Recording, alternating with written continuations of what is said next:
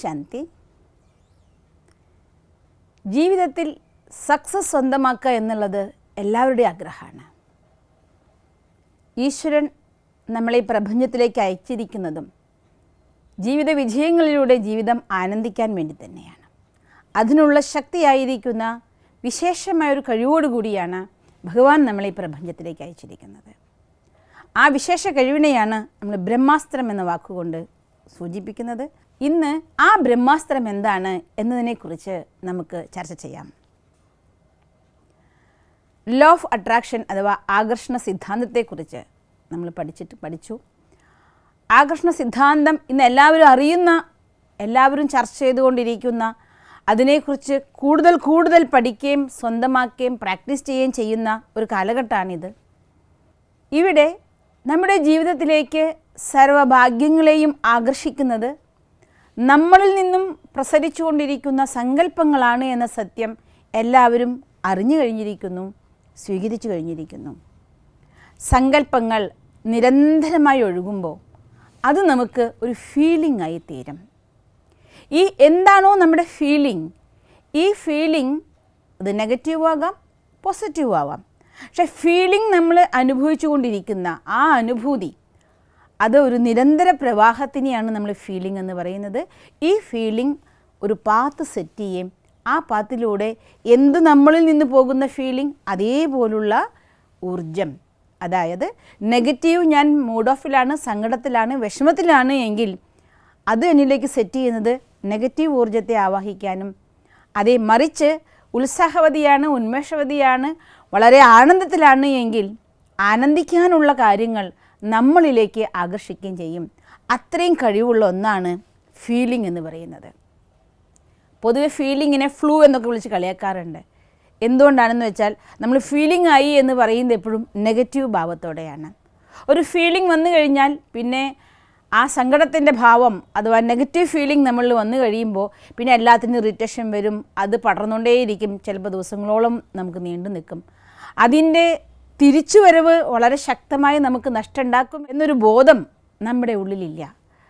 അതുകൊണ്ട് അതിനെ പോസിറ്റീവാക്കി മാറ്റുകയാണെങ്കിലോ വിജയവും നമുക്ക് വളരെ ഈസി ആയിരിക്കും. അപ്പം നമ്മളിലേക്ക് സൗഭാഗ്യത്തെ ആകർഷിക്കാനുള്ള ബ്രഹ്മാസ്ത്രമാണ് നമ്മുടെ ഫീലിംഗ് എന്ന് പറയുന്നത്.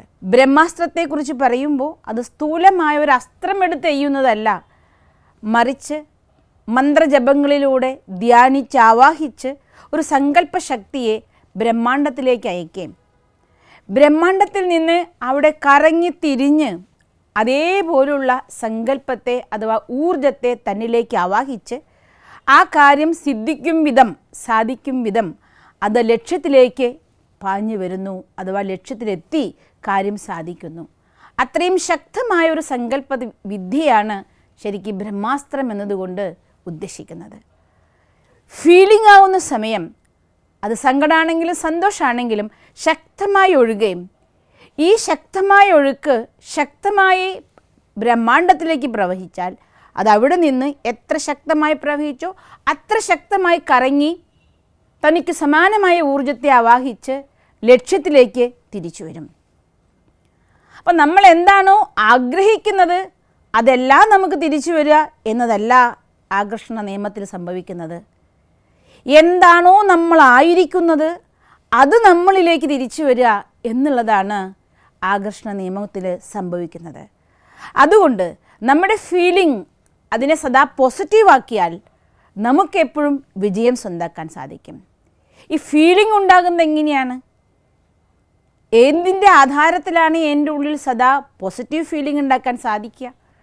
അല്ലെങ്കിൽ എന്തുകൊണ്ടാണ് ഞാൻ അറിയാതെ പോലും എൻ്റെ നെഗറ്റീവ് ഫീലിങ്ങിൽ നിന്ന് വന്നുകൊണ്ടിരിക്കുന്നത്? ഇത് നമ്മൾ അല്പം ശ്രദ്ധിച്ച് പഠിക്കുമ്പോൾ നമുക്ക് നമ്മുടെ അസ്ത്രത്തെ എപ്പോഴും വിജയത്തിന് വേണ്ടി ഉപയോഗിക്കാനായിട്ട് സാധിക്കും. ഒരു ഫീലിംഗ് നമുക്കുണ്ടാകുന്നത് നമ്മുടെ വിശ്വാസ പ്രമാണങ്ങളിൽ നിന്നാണ്, അഥവാ ബിലീഫ് സിസ്റ്റം. എന്താണോ ഞാൻ വിശ്വസിച്ചു കൊണ്ടിരിക്കുന്നത് അതാണ് എനിക്ക് ഒരു കാര്യത്തെക്കുറിച്ച് അല്ലെങ്കിൽ ഒരു സാഹചര്യത്തെക്കുറിച്ച് ഒരു വ്യക്തിയെക്കുറിച്ചുള്ള ഫീലിംഗ് എൻ്റെ ബിലീഫ് സിസ്റ്റത്തിൻ്റെ ആധാരത്തിലാണ്. അപ്പോൾ എൻ്റെ ബിലീഫ് സിസ്റ്റം എല്ലാം പോസിറ്റീവാക്കിയാൽ മാത്രമേ എനിക്ക് പോസിറ്റീവ് ഫീലിംഗ് ഏത് സന്ദർഭത്തിലും ക്രിയേറ്റ് ചെയ്യാനായിട്ട് സാധിക്കൂ. അഥവാ എന്നിൽ നിന്ന് സ്വയമേവ പോസിറ്റീവ് തോട്ട്സ്, പോസിറ്റീവ് ഫീലിങ്സ് ഉണ്ടാകണമെങ്കിൽ എൻ്റെ ബിലീഫ് സിസ്റ്റം പോസിറ്റീവായിരിക്കണം. ഇപ്പോൾ നമ്മുടെ ഉള്ളിലുള്ള ബിലീഫ് സിസ്റ്റം സദാ പോസിറ്റീവാണോ അതോ നെഗറ്റീവാണോ നമുക്കെങ്ങനെയാണ് മനസ്സിലാക്കാൻ സാധിക്കാം? പൊതുവെ എല്ലാവരും വിശ്വസിക്കുന്ന ഒരു കാര്യം, ടെൻഷൻ അതൊരു സ്വഭാവമാണ്. ചെറിയ വിശ്വാസം. സ്ട്രെസ് ഇല്ലാതെ ജീവിതത്തിലെ സക്സസ് നേടാൻ സാധ്യമല്ല. അതുകൊണ്ട് സ്ട്രെസ് എന്ന് പറയുന്ന ഒരു ശബ്ദം തന്നെ ഇന്ന് പലരും ഉപയോഗിക്കുന്നുണ്ട്. അതായത് അല്പം സ്ട്രെസ് ഉപയോഗിച്ചുകൊണ്ട് ജീവിതത്തിൻ്റെ വിജയത്തിലേക്ക് പോകണം, അത് വലിയൊരു കാര്യങ്ങളൊക്കെ നേടണമെങ്കിൽ അല്പം സ്ട്രെസ്സും ആവാം. ഈ ഒരു സങ്കല്പത്തെ ധാരയാണ്, അത് ഈ ഒരു വിശ്വാസത്തിനെയാണ്, ഈ ഒരു വിശ്വാസ പ്രമാണത്തെയാണ് നമ്മൾ സ്ട്രെസ് എന്ന വാക്കുകൊണ്ട് ഉദ്ദേശിക്കുന്നത്. ടെൻഷൻ ഇല്ലാത്തൊരു ലോകം ഇന്ന് ആർക്കും കാണാൻ സാധിക്കുന്നില്ല. അതുകൊണ്ട് ടെൻഷൻ ജീവിതത്തിൻ്റെ ഒരു ഭാഗമാണ്, ടെൻഷൻ ഉണ്ടാകുന്നത് സാധാരണമാണ്. ഇങ്ങനെ വിശ്വസിക്കുന്ന ഒരു കാലഘട്ടത്തിലേക്ക് നമ്മളിന്ന് മാറിപ്പോയി. നിങ്ങൾ ആലോചിച്ച് നോക്കൂ, ടെൻഷനായിരിക്കുന്ന ഒരു സമയത്ത് ടെൻഷൻ നമ്മുടെ സ്വഭാവമായി സ്വീകരിച്ചിരിക്കുമ്പോൾ ടെൻഷൻ ഇല്ലാതാക്കണം എന്നൊരു വിചാരം വരുന്നില്ല ആർക്കും. അഥവാ വന്നാൽ തന്നെ അത് കുറച്ച് കുറയ്ക്കണമെന്ന് ആഗ്രഹിക്കും. മുഴുവനായി ടെൻഷൻ ഇല്ലാത്ത പ്രവർത്തിക്കാൻ ചിന്തിക്കാൻ പോലും പറ്റാത്തൊരു ലോകത്താണ് ഇന്ന് നമ്മൾ എത്തിച്ചേർന്നിരിക്കുന്നത്. അപ്പോൾ ടെൻഷൻ കൂടുമ്പോൾ ഓട്ടോമാറ്റിക്കലി എന്താവും? നമ്മുടെ സ്വഭാവത്തിൽ മുറുമുറുപ്പ് വരും, ഇറിറ്റേഷൻ വരും, അസ്വസ്ഥത വരും. മാത്രമല്ല സംബന്ധങ്ങളിൽ സംഘർഷം വരും. അപ്പോൾ ടെൻഷൻ്റെ അടിമയായിക്കൊണ്ട് സംബന്ധങ്ങളിൽ സംഘർഷവും സ്വഭാവത്തിൽ മുറുമുറുപ്പും ഒക്കെ നമ്മൾ അനുഭവിക്കുമ്പോൾ നമ്മുടെ ഫീലിംഗ് എന്താ പോയിക്കൊണ്ടിരിക്കുന്നത്? എത്രത്തോളം നമ്മുടെ ഉള്ളിൽ കമ്പാരിസൺ വരുന്നോ, എത്രത്തോളം നമ്മുടെ ഉള്ളിൽ കോമ്പറ്റീഷൻ വരുന്നോ, അത്രത്തോളം നമ്മുടെ ഉള്ളിൽ ജലസി വരുന്നു, സുപ്പീരിയോറിറ്റി കോംപ്ലക്സ് വരുന്നു, ഇൻഫീരിയോറിറ്റി കോംപ്ലക്സ് വരുന്നു. പക്ഷേ ഈ വേൾഡിൽ കോമ്പറ്റീഷൻ സാധാരണമാണെന്ന് നമ്മൾ വിശ്വസിക്കുന്നു. കമ്പാരിസൺ സദാ നടന്നുകൊണ്ടിരിക്കുന്നു. നമ്മുടെ ഉള്ളിലുണ്ടാകുന്ന ഫീലിംഗ് നെഗറ്റീവ് ഫീലിംഗ്. അസൂയ, ജലസിയൊക്കെ വന്നു കഴിയുമ്പോൾ അത് രോഗം പോലും ഉണ്ടാക്കാൻ, സംബന്ധ തകർച്ചയ്ക്ക് പോലും കാരണമാകുന്നു. ആ അവസ്ഥ വരെ നമ്മുടെ ഫീലിംഗ് ഒഴുകുമ്പോൾ നമ്മളിലേക്ക് തിരിച്ചു വരുന്നത് എന്ത് ഫീലിംഗ് ആയിരിക്കും? ഈ സ്വഭാവം ഒരു കൊച്ചുകുട്ടിയുടെ ഉള്ളിലുണ്ടോ? ആരാണ് ഈ സ്വഭാവമൊക്കെ? എവിടെ നിന്നാണ് ഇത് വളർന്നു വന്നത്? നിങ്ങൾ ആലോചിച്ച് നോക്കൂ. ഒരു ചെറിയ കുട്ടി പിഞ്ചു പൈതലായി ഭൂമിയിലേക്ക് വരുന്ന സമയം സമ്പൂർണ്ണ ശുദ്ധമായ ആത്മാവാണ്. അവരുടെ ഉള്ളിൽ ഗുണങ്ങൾ മാത്രമേ ഉള്ളൂ. നെഗറ്റീവായി യാതൊന്നും അറിയാത്ത മഹാത്മാവിന് തുല്യമായിരിക്കുന്ന പിഞ്ചു പൈതൽ. കുട്ടി കുറച്ച് വളർന്നു. കുട്ടി നടക്കുന്ന സമയത്ത് കാലൊന്ന് മേശയിൽ തട്ടി, കാല് വേദനിച്ചു. വേദനിച്ചാൽ കരയാന്നുള്ളത് കുട്ടികൾ സ്വഭാവമാണ്. പക്ഷേ കുട്ടികൾക്ക് വേദനിച്ച് കരയുമ്പോൾ കുട്ടിയെ വേദനയിൽ നിന്ന് മുക്താക്കുക, അല്ലെങ്കിൽ കരച്ചിലിൽ നിന്ന് മുക്താക്കുക എന്നുള്ളത് പാരൻസിൻ്റെ ആവശ്യമാണ്. പൊതുവേ പാരൻസ് സ്വന്തമാക്കുന്ന രീതി എന്തായിരിക്കും? മേശയെ രണ്ടടിക്കും, അല്ലെങ്കിൽ ചുമരിനെ രണ്ടടിക്കും, അല്ലെങ്കിൽ അടിച്ച് ഞാൻ ശരിയാക്കും എന്ന് മേശ ചീത്ത പറയുന്നതായിട്ട് കുട്ടിയുടെ മുകളിൽ നമ്മൾ ആക്ട് ചെയ്യും. കുട്ടിക്ക് സമാധാനമായി. കുട്ടിക്ക് നമ്മൾ കൊടുത്ത സന്ദേശം എന്താണ്? നീയല്ല കുറ്റക്കാരൻ, മേശയാണ് കുറ്റക്കാരൻ.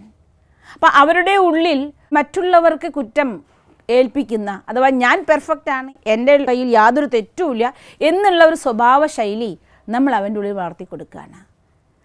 ഈ സ്വഭാവ ശൈലിയുമായി അവൻ മുന്നോട്ട് പോകുമ്പോൾ പലപ്പോഴും അവന് സങ്കടപ്പെടാനും വിഷമിക്കാനേ നേരം ഉണ്ടാവുള്ളൂ. ഈ സ്വഭാവം ഉണ്ടാക്കി കൊടുത്തതാരാ? നമ്മൾ പാരൻസ് തന്നെയാണ്.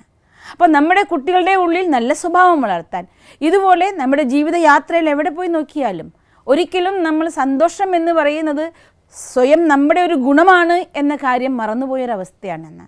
സന്തോഷം കണ്ടെത്തുന്നത് ധനം സമ്പാദിക്കുന്നതിൽ, സാധനങ്ങൾ സ്വന്താക്കുന്നതിൽ, കാറ് സ്വന്താക്കുന്നതിൽ, അല്ലെങ്കിൽ ഒരു പദവിയിൽ, ഇതിലൊക്കെയാണ് നമുക്ക് സന്തോഷം. കുട്ടികളെയും നമ്മൾ വളർത്തുമ്പോഴും ഇതൊക്കെ തന്നെയാണ്. ഇത് ചെറിയ ബാല്യം മുതലേ നമുക്ക് കിട്ടുന്ന ട്രെയിനിങ് ഇങ്ങനെ തന്നെയാണ്. കുട്ടികളായിരിക്കും നമ്മൾ പറയും, ആരെങ്കിലും വീട്ടിൽ വന്നാൽ ഒന്ന് പാട്ട് പാട്, ഒന്ന് ഡാൻസ് ചെയ്യ്. നമ്മൾ കുട്ടികൾ ഡാൻസ് ചെയ്യുന്നു, പാട്ട് പാടുന്നു, എല്ലാവരും അപ്രിഷിയേറ്റ് ചെയ്യുന്നു. കുട്ടിയുടെ മനസ്സിൻ്റെ ഉള്ളിൽ ഫീലിംഗ് പതിഞ്ഞു, ഓ ഞാൻ നന്നായി പെർഫോം ചെയ്തു, എല്ലാവരും എന്നെ അപ്രിഷിയേറ്റ് ചെയ്തു, സന്തോഷമായി. സന്തോഷം നേടാനുള്ള മാർഗം എന്താണ്? അപ്രിസിയേഷൻ. അല്ലെങ്കിൽ കുട്ടിയെ സർക്കസിന് കൊണ്ടുപോയി, സാധനങ്ങൾ വാങ്ങിക്കൊടുക്കാൻ കൊണ്ടുപോയി, മൂവിക്ക് കൊണ്ടുപോയി. എന്തിനാ? സന്തോഷിക്കാൻ വേണ്ടി. അപ്പോൾ സന്തോഷം കിട്ടുന്നത് സ്ഥൂലമായ സാധനങ്ങളിൽ നിന്നാണ്, നമ്മുടെ കഴിവുകളിൽ നിന്നാണ്. ഇങ്ങനെയെല്ലാം നമ്മൾ കുട്ടികളുടെ ഉള്ളിൽ മെസ്സേജ് നിറച്ചു കൊടുക്കുന്നു.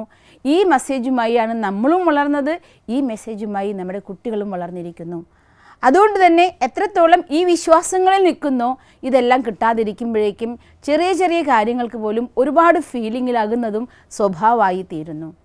ഒറിജിനലായി നോക്കിക്കഴിഞ്ഞാൽ സന്തോഷം, ശാന്തി, സ്നേഹം എന്നൊക്കെ പറയുന്നത് ഒരാളിൽ നിന്ന് കിട്ടാനുള്ളതല്ല, നമ്മളെല്ലാവർക്കും കൊടുക്കുന്നവരും വർദ്ധിക്കുന്നതാണ്. അഥവാ ഇതെല്ലാം തന്നെ നമ്മുടെ തനതായ യഥാർത്ഥമായ സ്വഭാവമാണ്. അതാണ് നമ്മളെന്ന് പറയുന്നത്. ഈ വിശ്വാസത്തിലേക്ക് അവൻ വളർന്നു കഴിഞ്ഞാൽ അവൻ്റെ ജീവിതത്തിൽ എന്തെല്ലാം സാഹചര്യങ്ങൾ വന്നാലും ഏത് നെഗറ്റീവിനെയും പോസിറ്റീവ് ആക്കാനുള്ളത്ര കഴിവ് എല്ലാവരുടെ ഉള്ളിലുണ്ട്. അതുകൊണ്ട് നമ്മുടെ വിശ്വാസങ്ങളെ യഥാർത്ഥത്തിലേക്ക്, റിയാലിറ്റിയിലേക്ക് തിരിച്ചുവിട്ട് സ്ഥൂലമായ വസ്തുക്കളിലും പദവികളിലും സാധനങ്ങളിലും സന്തോഷം കണ്ടെത്തുന്നതിന് പകരം നമ്മുടെ ഉള്ളിലിരിക്കുന്ന സന്തോഷത്തിനും നമ്മുടെ ഉള്ളിലിരിക്കുന്ന ആ ശാന്തിനെയും മനസ്സിലാക്കിക്കൊണ്ട് അതിനെ കർമ്മത്തിൽ കൊണ്ടുവരാൻ, അതിനെ സ്പ്രെഡ് ചെയ്യുന്നൊരു സ്വഭാവം നമ്മൾ വളർത്തിയെടുക്കുകയാണെങ്കിൽ ഏത് സാഹചര്യത്തിലും നമുക്ക് പോസിറ്റീവ് ഫീലിംഗ് ക്രിയേറ്റ് ചെയ്യാൻ സാധിക്കും.